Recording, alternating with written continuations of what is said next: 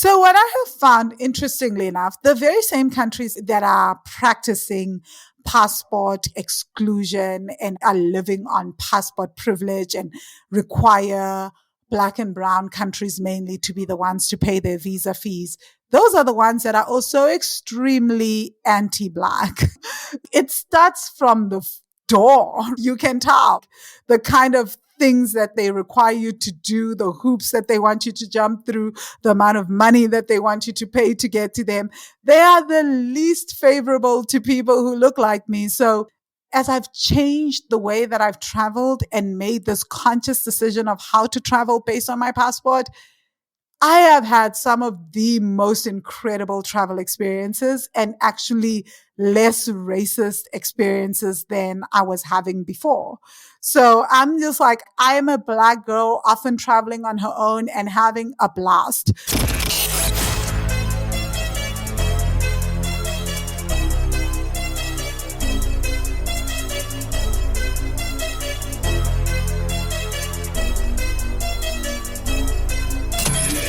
This is the Maverick Show, where you'll meet today's most interesting location-independent entrepreneurs and world travelers, and learn the strategies and tactics they use to succeed. And now, here's your host, Matt Bowles. Hey everybody, it's Matt Bowles. Welcome to the Maverick Show. My guest today is Vanille Makwakwa. She is a location-independent entrepreneur, real estate investor, world traveler, and the founder of WealthyMoney.com, a company that helps women of color heal ancestral money trauma so they can fall in love with their bank accounts, increase their income, and live their best lives. She is the author of 3 books and the host of 2 podcasts on money, finance, and investing. Originally from South Africa, she has been running her business remotely while traveling the world for the past 15 years. Vanille, welcome to the show. Thank you for having me, Matt. This is awesome. I'm excited to be on the show. I am so excited to have you here. We just missed each other because I was in your amazing home country of South Africa just last month. We are not in person for this interview, unfortunately. I am now in Luanda, Angola, still on your amazing continent, but we are in different countries because where are you today? I am actually still in South Africa. I am in Mpumalanga. This is my 4th month here. Honestly, I've been trying to decide where I'm going to next because I thought I was heading back to Central America. And now I'm like, I think I want to go back to Southeast Asia. The struggles of being a nomad. So many amazing choices on this incredible planet we live on. Well, let's contextualize your travel journey. And I want to start all the way back because you were born in South Africa. First of all, where in South Africa exactly you were born, and also the time when you were born, because you were actually born under the Apartheid regime in South Africa. Can you share a little bit about what it was like growing up during that time? Yeah, I mean, I didn't really experience apartheid as intensely as my parents did because by the time I was in grade school, it's the 90s and it was already falling. I was born just 15 minutes from where I'm doing the podcast now, which is at Empuleni Hospital here in Mpumalanga. Nobody ever knows where this is, so I'll give context. It's about 45 minutes from the border of Swaziland. So a lot of us here, we speak Siswati. And people know a lot about the chiefs and the king of Swaziland in this part of town. But it's really cool. The village is a really nice place. But my generation was the first generation to go to basically now legally integrated schools that were not run by the Catholic Church or the Anglican Church. But the first part of my schooling was going to a boarding school run by Catholic nuns because, interestingly enough, the churches in South Africa were the ones that were often not associated with apartheid, or they allowed integration in education because the mandate of the apartheid government was to have Bantu education, and Bantu education was basically mandating that different races in South Africa get different types of education because then it becomes easier to oppress and control us. So we're not learning the same things, and you're basically pushing Black people into particular areas of study, and you're pushing white people and Indian people and colored people into particular studies. So most people are probably like, I thought Black and colored were the same. Well, South Africa actually created a different race, which is basically if you're colored, you're mixed, right? You're mixed with different races. So you wouldn't, like in other parts of the world where you'd just be considered Black. So they just created a different race altogether. So all of us were getting different types of education. And as you can imagine, under Bantu education, you're getting the worst education as a Black person. So our parents at the time, as soon as apartheid ended, so for me, I was already in a Catholic boarding school and I was already doing the whole integrated learning experience. But for most other South Africans, it was all segregated. So think of like the 60s in the US, and suddenly integration is allowed to happen.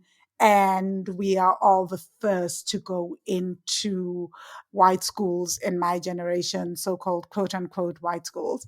So there was a lot of tension. Until this day, there's so much going on in terms of the education system in South Africa. I mean, it's not going to happen overnight.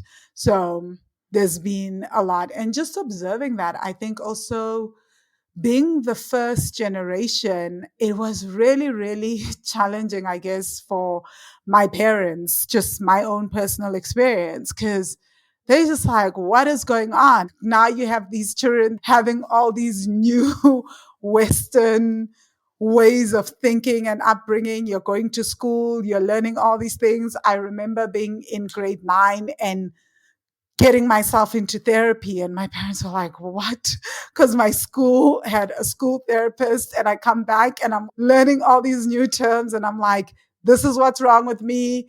I'm depressed. Now there's family therapy. There's all these new ways of doing things and just different activities. Our parents were growing up under apartheid South Africa. Their entire mission in this world was to have freedom and to be free.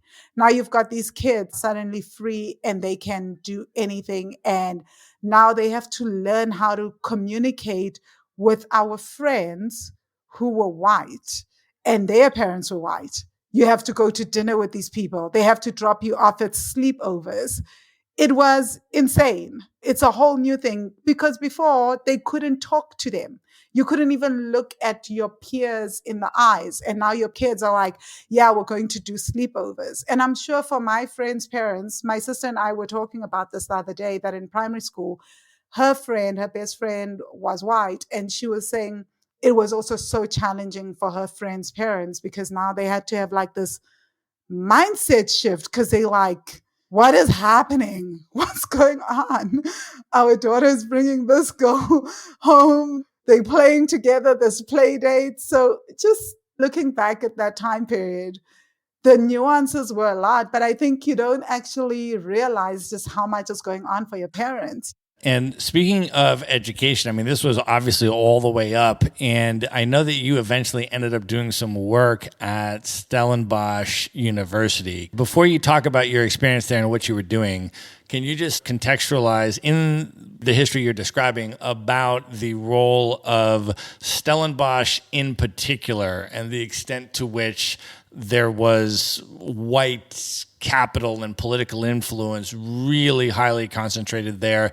And then within that context, the role of the university historically, and then ultimately what you ended up doing there? Okay, so Stellenbosch University is the university where the thesis on apartheid was written. So every single president under the apartheid regime came from Stellenbosch University.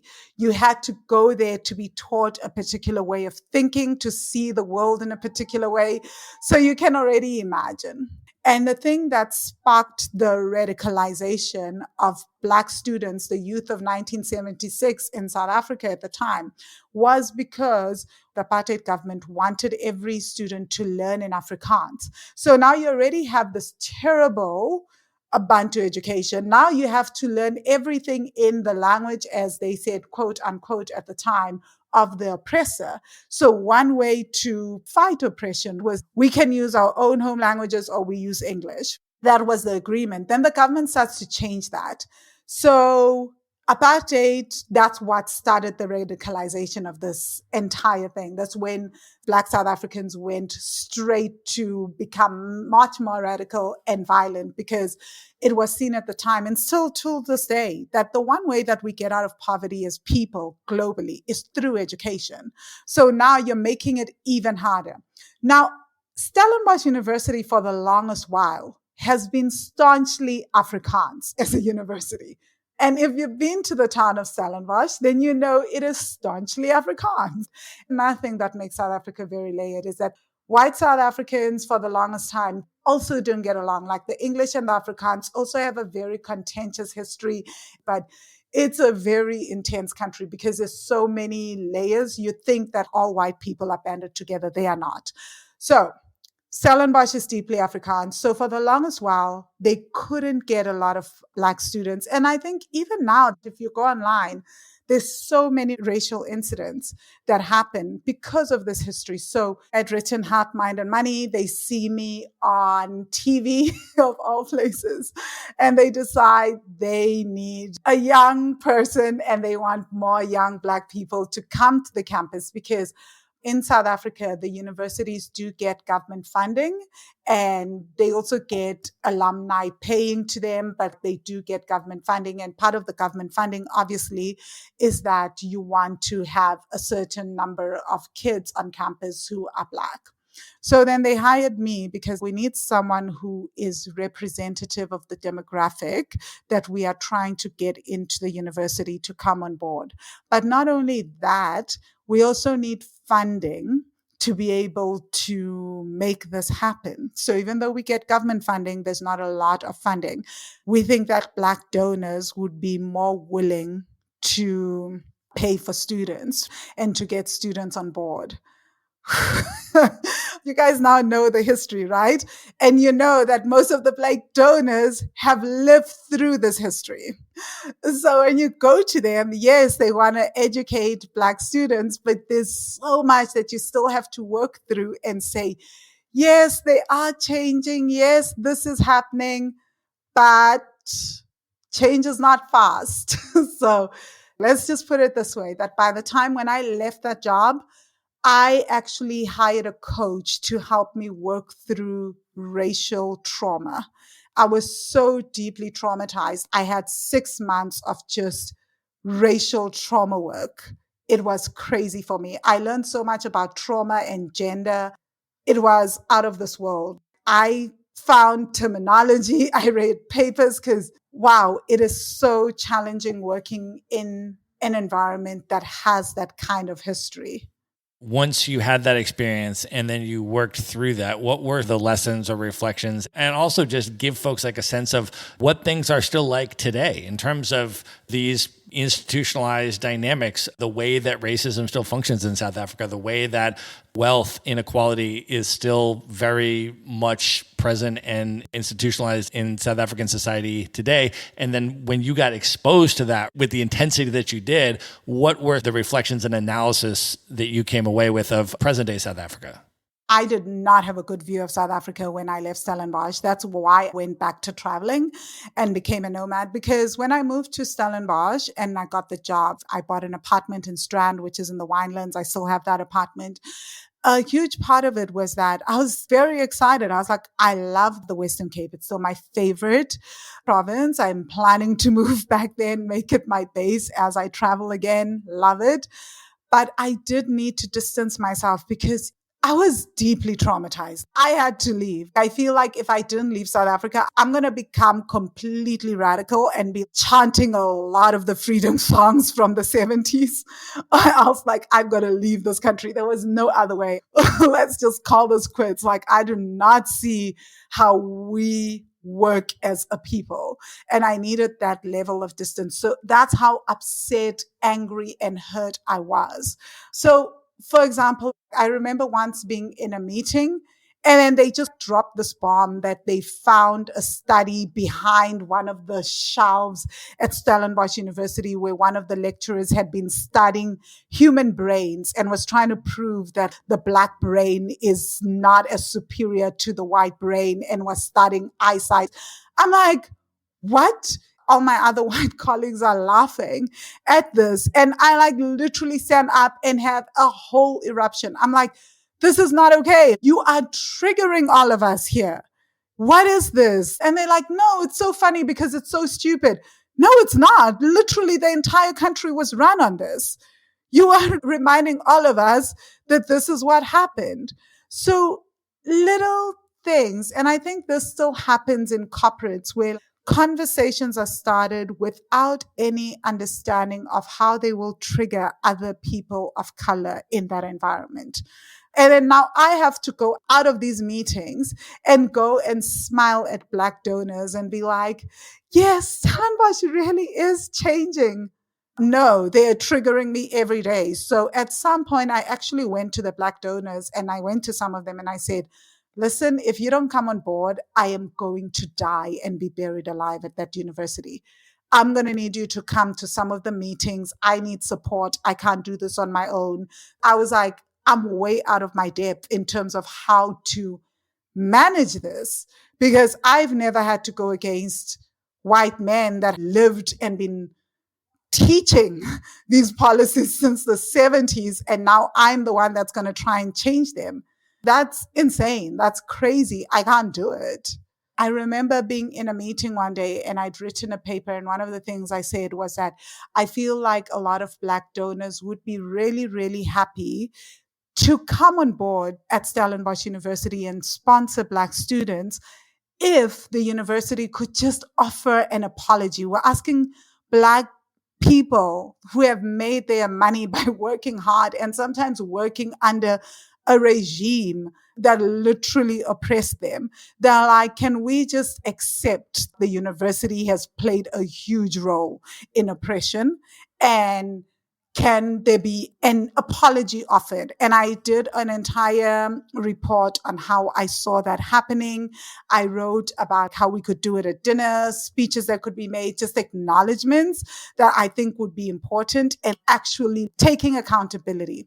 That was met with so much vermin. Like one of the vice rectors, actually, I was in a meeting and he literally accused me of having something against Stellenbosch University. I was like, what? And I literally came out of that crying. My boss at the time just looked at me and said, Van, pack your things, go home, take a day or two. You've faced enough racism for the day. That's literally what she said to me. And she was like, it's been too much for you. You don't have to keep doing this. That's why I went back to traveling. So you start traveling, and as you travel the world, you've been traveling for 15 years now, and I want to get into some of your travel journey and some of the different experiences that you've had. I know there have been a number of pivotal moments along that journey, and I think the one I want to start with is when you went to Trinidad and Tobago. Can you share that story and the impact that that had on your life trajectory? Okay, so I was working on a cruise line in Florida. I meet this guy. We fall in love. I'm like so deeply in love. Then he quits the cruise ship, but we keep in touch. At first, I was like, oh, not a big deal. Cheers, go, bye. After like a few weeks, we start touching base. We really miss each other. I love you. But okay, I'm not coming back to the cruise line. I think I'm going to move to London instead. So he's Trinidadian. He's like, I'm back in Trinidad. I'm going to be living in Trinidad. We keep in touch throughout my stay in London. I'm like, you know what? Let me move to Trinidad. Let's see if this is going to work because I'm so deeply in love. I sell off everything of mine in London. I quit my job, which was a waitressing job, give up my apartment, everything.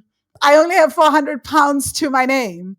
I have a ticket that has me returning in 3 months.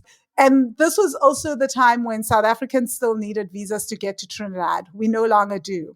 So he'd helped me apply for my visa. He'd written my visa letter, my invitation letter, passport, everything. So I'm good on that front.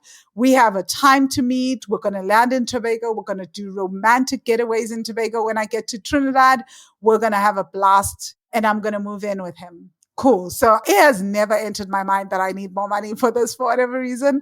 I'm trusting this man completely. Get to Heathrow, open up my laptop, and would you believe it? I have just been dumped. Sorry to those poor people on that flight. I cry for a full 8 hours. Land in Tobago. I just book a random place to stay. I don't even know where I'm going. And I don't even ask many questions. I just ask, where do I get alcohol? Go get myself a whole bottle of whiskey because I'm crying. So I'm just drinking whiskey alone in my room. I sleep because I'm thinking this is the worst decision ever. So I wake up like, what? This is like the most incredible thing ever. Like I've booked myself in some beachfront stay. I make friends the first day. And honestly, within 3 weeks in Trinidad, I've made friends. I'm partying away. I end up on MTV Caribbean. I'm performing my poetry. My life just changed. It was one of the best decisions I've ever made in my life. And honestly, everything that I have accomplished and done in my life is from that one decision of hopping on the plane. Because when I was there, I need a future plan. So I was like, I'm going to go do an MBA. Well, that also led you on a nomad journey. And I know that you have lived all over the world in some amazing places. You've spent a lot of time in Korea. You've spent a lot of time in Sri Lanka. I think the next place, though, that I want to ask you about is your experience in India. Okay, so I've been to various parts of India. I've been in Delhi, Rishikesh, I've been in Goa. I really love Goa. I keep going back. But I think recently I've decided I'm going to give Kerala a new try because Goa has changed a lot. Before, Goa was just hippie heaven. It was just a bunch of us hippies just there dancing in Arambol. And now it's like there's casinos, there's all sorts of things going on. So I want to see what Kerala holds. But I love India. I call Rishikesh a spiritual Vegas. Everything that you need, every kind of spiritual experience that you ever want to have is in Rishikesh. It's crazy. It was so overwhelming for me. I was just like, nope. All I did was just like stay home, ride my motorbike, and just go to the Ganges River. So I want to ask you a little bit about the spirituality stuff. And I want to start with your own history and traditions. And maybe even before you talk about your family, can you just give people some larger context of the cultural and historic significance of shamanism in South Africa? And then talk a little bit about your family and your upbringing and how that impacted you? There's a law that was passed during the apartheid times, which made it illegal for us to practice our cultural, spiritual practices. I think it's called the Witchcraft Act, where everything to do with cultural, traditional, spiritual practices that were African were considered witchcraft by the government. And if you continue to practice that way, you would be arrested. So as a result, during apartheid, a lot of Black people were scared to practice our own traditional practices. And we stopped doing things in families where someone would twasa, which is being initiated into shamanism. A lot of families wouldn't do that. And to just stay alive, people would adopt Western religions. This is why now people are always like, oh my gosh, South Africa, a lot of the younger generation, my generation and the generation coming after is really taking to that and trying to figure that out. My family, especially my mother's side of the family, my maternal family, has always practiced. So my sister and I and some of my cousins were very, very lucky because we grew up always knowing a lot of these practices. And my mother in particular has always practiced and she always passed down the practices. So we've always known how to talk to our ancestors. And this also becomes crucial because how we talk to our ancestors, ukuphatla, that's what it's called, which is ancestral libation or talking to ancestors, is how the family tree was passed down from one generation to the next. So a lot of African traditions are oral traditions, right? So you would be told from one generation to the next. So when we patla, we call all our ancestors from previous generations. So that way you can know this person is who begets this person, who begets this person, who gets this person, who gets this person. You would do it on the maternal side and the paternal side.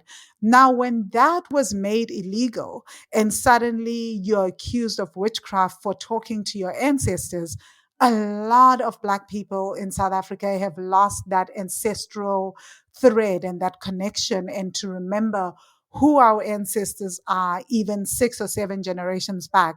I consider myself very lucky because I know who my ancestors are from 6, 7 generations back. And that's because my mother continues to recite and remind me. When you travel to places like India or Bali or some of these other spots, I am curious about your observations and other places around the world, Peru and other things like that, because it strikes me that increasingly there is a cultural expropriation and a commodification and a marketing, particularly to white Western people, of this sort of new age spirituality. And I'm curious about your take on that as someone who actually comes from a shamanic tradition. I've seen it so often, and I remember having a conversation with my mother, and she just laughed. She was like, oh, what do they really know? But it does a lot of damage. What I've experienced, I've been in spaces where there's been portals opened and they were never closed because there's not a lot of training. So, for example, things that I have seen online where someone says they do like a course in shamanism. I have a 1 week course to make you a shaman. And I'm like, wow, how, fam? How's that even possible? Or like, it's 6 months to be a shaman and I'll do it virtually. And I'm like, well, I don't know about that. But what I do know is that people here, we go to initiation schools. There are things that are done. You learn a lot about protocol, ancestors. You're taught about the plants of the land. You're taught about how to talk to ancestors. And even before the initiation starts, and I've spoken a lot about this in South Africa, we have a saying that idlozi liyakezwa. A general translation is you wash an ancestor. But what it is that not all ancestors are good ancestors. And some ancestors you have to heal first before you work with them. So I've often said to people online, how are some white people who come from a lineage of oppression working with their ancestors? Have you worked with your ancestors to really decolonize them? Because now these ancestors are coming through, they are sharing wisdom, but can you trust that wisdom? So even before we can talk about ancestral healing, you need to be willing to look at the ancestors that you're talking to and that you will be working with, even if they are the female ancestors of your bloodline. You need to start doing decolonization work. And a lot of ancestral work is also healing what was done in the past, with us in particular. So when people Twasa in South Africa, often the ancestral work that is also done is that there's an understanding that there's a lot of things that our ancestors have done that are now having an impact in this particular generation. So now they come through and they tell whoever has twasat the shaman to help even the family members and other members outside as to how do you heal this thing that was done that is now causing so much tension and issues, so that families outside can also be repaired. So that's super, super important. This is why I ask also about the importance of decolonization, because you can imagine if our ancestors are here, not just to help us thrive, but to also right the things that they did wrong when they were walking this plane so that they can also ascend. This becomes a very, very important conversation, which I often do not see happening in spaces where white people are working with ancestors I've always just been that person that just puts my voice out there and says, what is happening? Can someone please help me understand? Because this is how I understand ancestral healing to be happening within our communities. All right, I want to take 1 minute out to show love and put you on to another podcast in the space called Flourish in the Foreign, hosted by my very good friend, Christine Job. Now, if you haven't yet met Christine, I interviewed her on The Maverick Show back on episode number 177. Highly recommend you check that out, hear her amazing story, and of course, I pull out her top 5 hip-hop MCs and some other fun stuff. So check episode 177 of The Maverick Show. And then wherever you're listening to this podcast, you can also subscribe to her show, Flourish in the Foreign, where every episode she celebrates, elevates, and affirms the voices and stories of Black women living and thriving abroad, while also exploring world travel as a pathway to wellness. Her podcast won the Best International Podcast Award at the 2021 Black Podcasting Awards and was shortlisted at the 2021 International Women's Podcasting Awards. So check out Flourish in the Foreign. And now back to the episode. Well, I definitely want to build on this concept of ancestral healing, and generational money trauma is one of the main things that you teach about now and work with people on. And we have all of this background that you've given us so far, and I want to now take it into this realm. You have a degree in finance, you have an MBA that you got in the United States, and now you're really putting all of this to work in this one particular area. And I'm wondering if you can just start off by contextualizing this and explaining the connection between generational oppression and generational money trauma, and then maybe share a little bit about how that manifested for you and your journey with that. Firstly, I want to say money trauma is not limited to just people that have the history of oppression. I think all of us in this world have some history of oppression. I want to acknowledge that. But there are systems of oppression, like when we talk about sexism or patriarchy, and then we talk about racism, that have had a much more brutal impact on people. So when we talk about trauma and systems of oppression, is that systems of oppression have often told us, when you are a person that has a lineage of racism or sexism in your lineage, then what you've often been taught is that because of how you look, you are now inadequate. And for whatever reason, you cannot make money, or there have been systems that have been put in place to stop you from making money, so that it becomes much more difficult for you to actually earn an income, save money, or even invest money. So an example of how oppression would play out, how trauma and oppression are interlinked, especially for South Africans, and even I know this is the same for African Americans. In South Africa, when Black people had built their properties, and if the houses were nice and the neighborhoods were nice, the apartheid government would just evict them overnight. No explanation, no anything. And for example, if you were in Soweto, to be able to renovate your house, if a window was broken, you had to apply to the apartheid government to be able to fix your window. And then in 2 years, they would give you the approval. By then, something else in the house is broken down. And if you go ahead and you fix that window, then you go to jail. So now this becomes a thing within our communities, is that trauma, for example, I'm going to go with the trauma of losing your property overnight. That trauma is so deeply embedded, because why would our ancestors have continued to build beautiful spaces if you know that the more beautiful and epic it is, the more it will just be taken away from you, the higher the chances of it being taken away from you.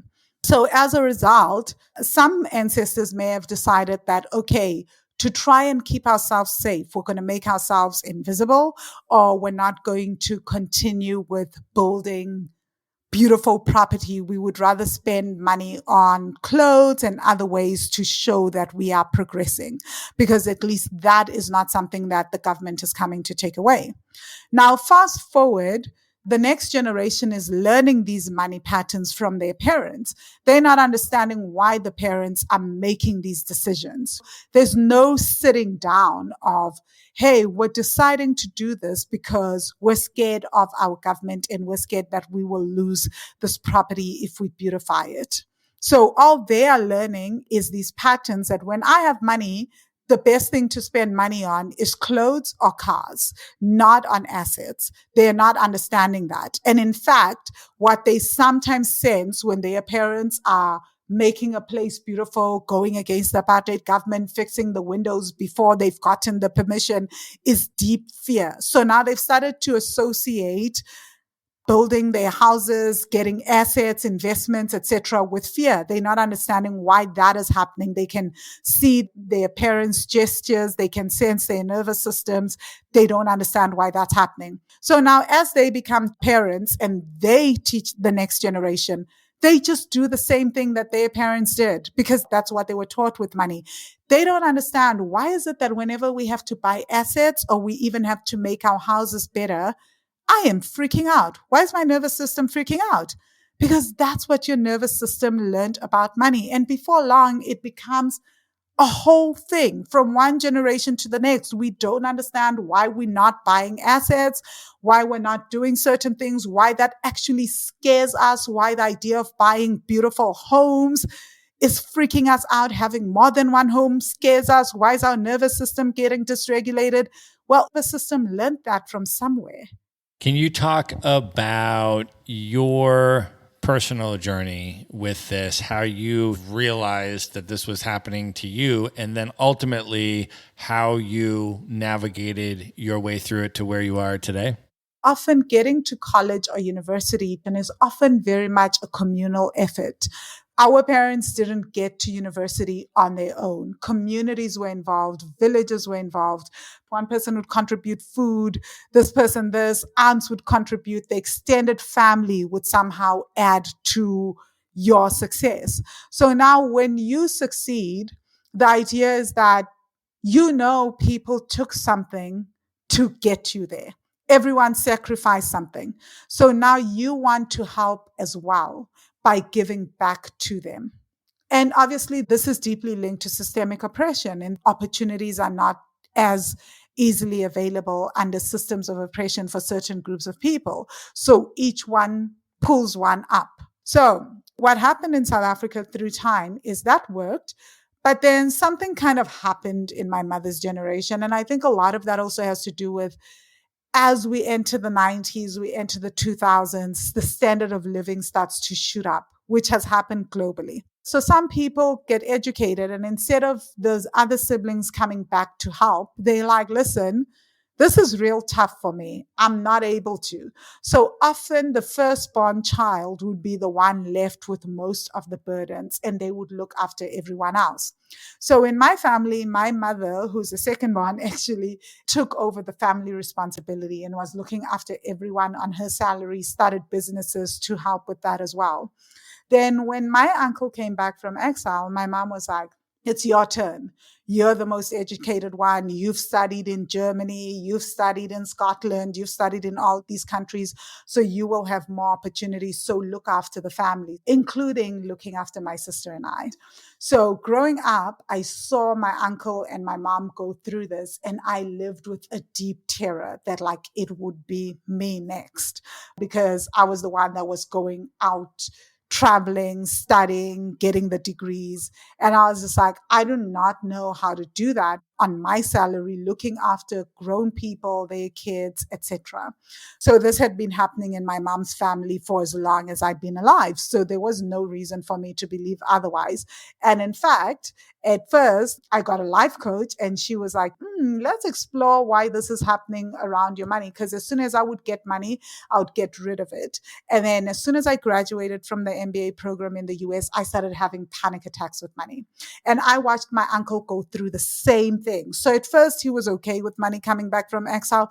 Then he came back, and as soon as he would make money, he would have a party and get rid of it. I couldn't understand why I was repeating the cycles that my uncle had displayed when I was growing up because I promised myself that I wouldn't. And I was trying my best and I just couldn't until I started having a panic attack with money. And then it turned out that a huge part of me was really scared of taking on that responsibility and the family responsibility. So the only way that I felt I could protect myself was to get rid of money as fast as possible. Because if family members said, hey, look after us, I could truly say, I have no money. Doesn't matter how much money I make, then I have no money. I protect myself. That way, I don't have to set boundaries with family, and people don't have to hate me for setting those boundaries and not continuing the family tradition. But it was at my own expense. And I was ironically using a lot of my money to pay for things with friends, gifting friends, because now I'm scared of losing my family, which is a deep trauma as well. It's the trauma of like, losing your tribe and the trauma of not belonging, which is ironically a core need in Maslow's needs triangle. So now I had like all these things and I couldn't understand what was going on. When I started working with my coach, she was like, maybe your uncle has changed. Have a conversation with your uncle. I did. I was living in the US at the time, and my uncle was like, we've been waiting for you to finish that degree so that you can come home and look after all of us. Wow, trauma 100 times. Now it just like completely went up all the way. So I had to do so much work around the enmeshment trauma of my family, but also disentangling myself from a lot of those things, setting boundaries in my family, work that I had never really seen my family do. And the interesting thing is, once I started doing that work, my mother started putting in boundaries and started doing that work. Then my sister started doing that work. Because I started doing that work, it gave other people permission to do that work. But it was very, very scary. And it took me years because we are a collective people. It took so much, it took so long. And that's the core of my work, actually, around ancestral trauma and also going into the ancestral realm, by the way, where I had to go talk to my ancestors and let them know that, you know what, this is what I'm doing. This is what you guys have left. So stand with me, help me do this. Let's work together. So it was very, very interesting. And now that's what I teach. Yes, and I want to ask you about that. You have created a huge amount of content centered around this. You have 3 books published. You are the host of 2 podcasts. Can you talk about how you are working with other people, especially women of color, to heal ancestral money trauma? One of the things that I couldn't understand, why do I have a finance degree and why do I have an MBA and why am I still struggling financially? I've got all the education, and not to brag, but I have been to some of the best universities and schools in the world. So what is going on? So I knew it wasn't knowledge because I can sit down and tell you and strategically theorize it. So I knew that I had to embody it. And I find that with a lot of women of color, we do struggle with that, especially women of color that are firstborn daughters in the family or have taken on the role of the firstborn daughter. And I have to also say, because men have said to me, Van, it's also firstborn sons, so don't leave us behind. Because there is that expectation that you will have to take over the family responsibility. And there is this deep fear of, how do you put yourself first when you know, especially if you are the first in your family or the second generation to go to university, and you know that the extended family is struggling? So how do we build wealth in a way that is not extremely individualistic? Because we are a collective people. Our families do matter to us. Someone on YouTube said, just tell your family that you're not going to be supporting them and just let it go. I'm like, whew, no, it's not just about that. We are a collective people, so we don't want to just make money and just lose our friends and family. So I think that is a big part of it. So the real thing is, how do you heal ancestral trauma? Understanding that some of these things didn't start with us and they go way back, and we don't walk alone. We walk with our ancestors. And then how do you then go back to these same people and help tap into ancestral money wisdom? So you learn about how they did things, what worked, because we're not trying to throw out everything. We're trying to work with our ancestors to change what didn't work and what no longer works for us. And we're also trying to tap into their wisdom to work with the things that do work. So that is the core of my work. And I think it becomes really, really important for a lot of people of African descent because I want to make money, but how do I make money in such a way that I can also help the people that come after me? What does that conversation look like? We even go into, okay, I know that our parents are not ready to retire. What are some things that we do to make sure that our parents get ready? Or even that, like, you don't have to support your parents during retirement. What are some discussions that you need to be having? What are some things that you need to be doing?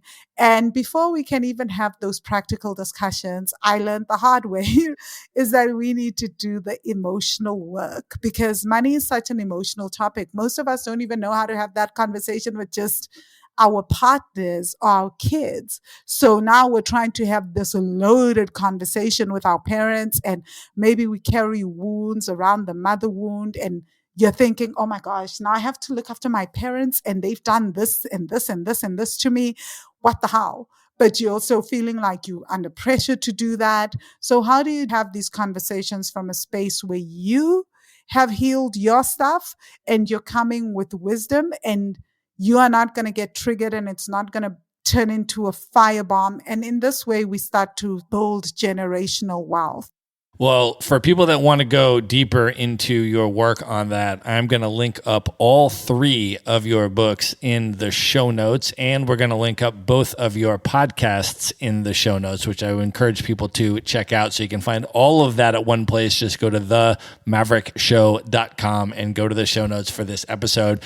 I also want to ask you a little bit about your nomad experience, and particularly nomading on a South African passport and the dynamics of passport privilege and how that experience has been, because you've been doing this for 15 years. You have been to a lot of countries. Can you share a little bit about your experience with that and just the larger experience of navigating anti-Blackness globally? You mentioned the reasons why you left South Africa in the first place, and then as you got out there into the world and you saw the different manifestations of white supremacy all around the world, how was some of that stuff similar or different, and how did you navigate that as a global traveler? Having a South African passport is very, very interesting. Now there's all these conversations happening about passport privilege. At first, I was willing to pay all the large visa fines to various countries, Western countries, to go travel there. And then I just thought, no, man. Like, I teach about spending in accordance with your values. Of course, there are times people know, like I sometimes do several countries where South Africans do need to pay a fee. We do have hectic processes applying for a visa. Even for Mexico, I got my 6-month visa, but the process of getting that visa was so hectic. You have to prove that you can afford to stay there, that you've got income coming in. And it's highly frustrating for me at times because I meet Americans, Canadians, Europeans in these countries. They've had to prove nada. And some of them are just like, oh my gosh, I don't know how I'm going to be able to pay rent this month. For me, I've had to do all of those things just to be able to set foot in some of these countries. So over time, I made the decision just for myself that I will always prioritize countries that want my passport and do not want me to pay insane visa fees to them, because just the insanity of that, when you think about it, if you're saying that my country is so poor, you will not allow me to come here because you think I'm going to stay in this country. Why are you charging me a fee to come to this country and not charging the Western countries that you think are so wealthy, they don't need anything? Isn't that counterintuitive? How does that actually add up at all?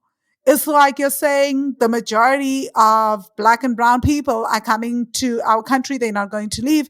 They're so poor, they can't afford it. But if they want to come to my country, they must pay hundreds of dollars at times just to be able to set foot in the country. Not adding up. I'm just one person, but I've also met a lot of other nomads that are starting to think in the same way, where we're just like, There's no reason to add your dollars. And sometimes you're going on Instagram, online, on TikTok, all these places, and you're promoting these countries for free. Whereas there's other beautiful countries that really want us and are open to us. So why don't they get the free publicity? They get to be known. And funny enough, since I've made that decision, this is how I've ended up in the most incredible countries: Cambodia, Laos. I've ended up in so many countries that most people would never think of as their first option, because these countries are so open to hosting us. And then anti-Blackness. So what I have found, interestingly enough, the very same countries that are practicing passport exclusion and are living on passport privilege and require Black and brown countries mainly to be the ones to pay their visa fees, those are the ones that are also extremely anti-Black. It starts from the door, right? You can tell, like, the kind of things that they require you to do, the hoops that they want you to jump through, the amount of money that they want you to pay to get to them. They are the least favorable to people who look like me. So again, as I've changed the way that I've traveled and made this conscious decision of how to travel based on my passport, I have had some of the most incredible travel experiences, and actually less racist experiences than I was having before. So I'm just like, I am a Black girl, often traveling on her own and having a blast. Come on the journey, but these are the countries that you need to check out, if you want to have a blast as well. I love that. Van, let me ask you one more question and then we'll wrap this up and move into the lightning round. When you think back about all of the travels that you've done, all the places you've been, experiences that you've had, how has all of that impacted you as a person, and why do you continue to travel? What does travel mean to you today? I don't think I would be this person without travel. Forget being a digital nomad. I don't think I would be an entrepreneur without travel. Because I think what travel has done for me is it's just opened up my world and helped me see what is possible. I didn't know it was possible to make money online the way that I do until I started traveling. Also, I think my spirituality and really understanding that the work that I do ancestrally, when I'm here, I'm often receiving emails from people sometimes being like, hey, why do you teach about ancestral stuff? Have you ever been saved by Jesus? All those things. I feel like, having lived in countries like South Korea where they have Chuseok and you see ancestral veneration happening for 10 days, having lived in Mexico, having lived in Bali, you see all these things and you start to understand that, whoa, it's not just South Africans that are all about ancestors. This is actually a very normal way of living. It's quite natural. A lot of these rituals are so not as far apart as people think they are. And you meet interesting people. The people that you meet change your life. People have changed my life in every way. It's been amazing for me. That's incredible. And that's a great place to end the main portion of this interview. And at this point, Van, are you ready to move in to the lightning round? Definitely. Let's do it. The lightning round. All right. What is one book that has significantly impacted you over the years that you would most recommend people check out? So my favorite book is The Big Leap by Gay Hendricks. This book has been the most life-changing book. It teaches you all about your set point or limits, as he calls them. We all have different limits, and how when we get to a particular limit, we do tend to sabotage. So it also then started to influence my work in trying to figure out, how do I know that I've reached my limit? How do I know that I've reached my set point? So I started doing a lot of my work, especially around money and in relationships, around set points. And it helped me understand a lot of that and start to link set points to trauma and memories and all sorts of things. So definitely one of the most transformative books for me. All right. What is one travel hack that you use that you can recommend to people? Always have a spare sheet. And the reason for that is just like having a clean sheet. It doesn't matter how great an Airbnb is, even five-star Airbnbs. Sometimes the sheets can just be like a little iffy, or sometimes you find yourself in spaces, let's say that you're on a train ride or something, and there's cloth seats and things are not 100% clean. A sheet is going to be your best savior. Also, what I love about having a spare sheet is it's often saved me when I'm living in a beach town somewhere, or I end up in a beach town. I don't have to buy beach blankets. I use my sheet just to do everything on the beach, and I use it as a picnic blanket. I use it for various things. And it's light. So just get like a light sheet. So I usually have a brown sheet, and that is my go-to sheet for everything. Who is one person that you would most love to have dinner with? Just you and that person for an evening of dinner and conversation. Oh, that's easy. Maya Angelou. I just think she's incredible. And also, I just love that she's also traveled and she's lived in different countries. I just love how she was able to let go of so many things. When things didn't work, she just let go. I feel that's part of my journey in this life, but I don't do it quite as graciously. All right, Van, knowing everything that you know now, if you could go back in time and give one piece of advice to your 18-year-old self, what would you say to 18-year-old Van? Oh my gosh, you really need to chill. Like, it's not that deep. Like 18-year-old me, everything was deep. I feel like I wasted so much of my energy. I exhausted myself fighting everything in the system. Just tell her to just enjoy things more and just chill. All right, of all of the places you have now traveled, what are your top 3 favorite destinations you would most recommend other people should check out? Okay, not a surprise to anyone that knows me, Sri Lanka, top of the list. My second travel destination is Vietnam.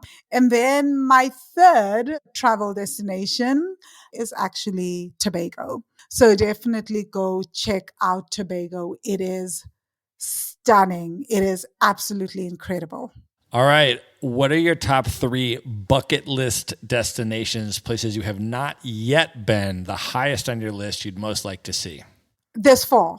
There's Nepal, there's Pakistan, there's Kazakhstan, and there's Fiji. All right, final question. I'm going to ask you for your top 5 African musical artists from anywhere on the continent. I know you're into Afrobeats. I also know you're very into South African music in particular. So they can all be from South Africa, or they can be some from different countries, however you want to do it. But top 5 musical artists from the continent. Okay, so definitely Shawn Majosi. She's like my favorite artist. And then DJ Maphorisa. My favorite song ever is In Particular, so I love it. And then Davido, love that. And then Wizkid. And then Ramoba, he's part of the Blackjacks. I just like Tavang as a person. He's actually the reason why we have 2 podcasts. He does our podcast editing for us. Wow, incredible. All right, we are going to link all of that up in the show notes, and folks can go and check out all of those artists along with everything else that we've talked about on this show. And I want you to let folks know at this point, Van, how folks can find you, connect with you, follow you on social media, listen to your podcast, and anything else that you're up to that you want folks to know about. Yeah, so people can go to my website at wealthy-money.com. Again, wealthy-money.com. And I have a free 7-day tapping into ancestral money wisdom training. They can find that at wealthy-money.com/training. Again, wealthy-money.com/training. And find me on Instagram under Vangile Makokwa, and then on Facebook under Wealthy Money, on Twitter and TikTok under Wealthy Money Co. All right. We are going to link all of that up in one place in case you didn't get it all. Just go to themaverickshow.com. Go to the show notes for this episode, and there you're going to see listed out all of those social media handles, the website address, the link to listen to the podcast, all of her books, and everything else we've discussed on this episode will be there. Van, this was incredible. Thank you so much for coming on the show. Oh, thank you so much, Matt. This was amazing. I truly enjoyed myself. All right. Good night, everybody.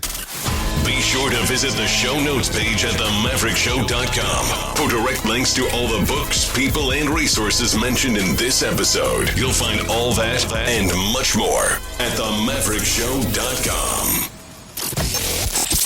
Learn how Maverick Investor Group can help you buy cash flowing rental properties in the best U.S. real estate markets, regardless of where you live.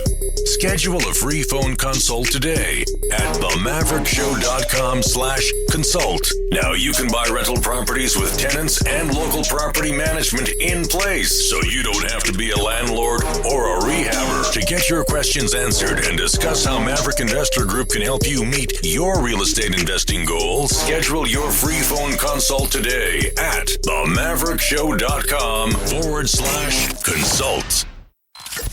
If you like podcasts, you will love audiobooks, and you can get your first one for free at themaverickshow.com/audiobook. Whether you want the latest best-selling novels or books on investing, business, or travel, try your first audiobook for free at themaverickshow.com/audiobook.